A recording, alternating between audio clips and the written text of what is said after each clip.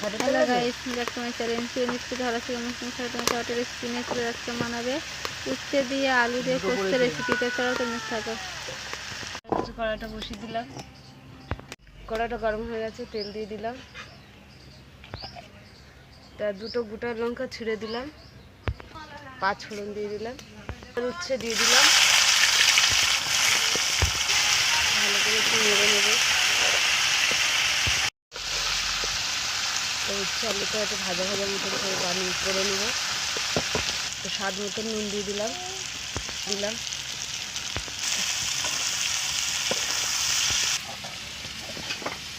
এখানে পোস্তটা বেটে নিয়েছি, পোস্তটা দিয়ে দিচ্ছি।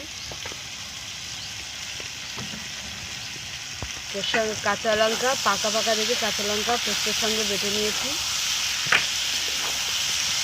দিয়ে দিলাম।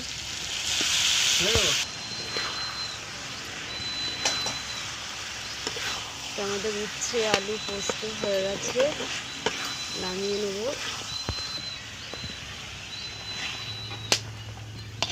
পোস্ত আমাদের হয়ে গেছে। তা তোমাদের কেমন লাগলো বলো, ভালো লাগলে লাইক কমেন্ট শেয়ার করে দেবে, সাবস্ক্রাইব করে আমাদের পাশে থাকবেন। আর ভিডিওটা অবশ্যই আপনারা দেখবেন। আজকের এই পর্যন্ত, টাটা।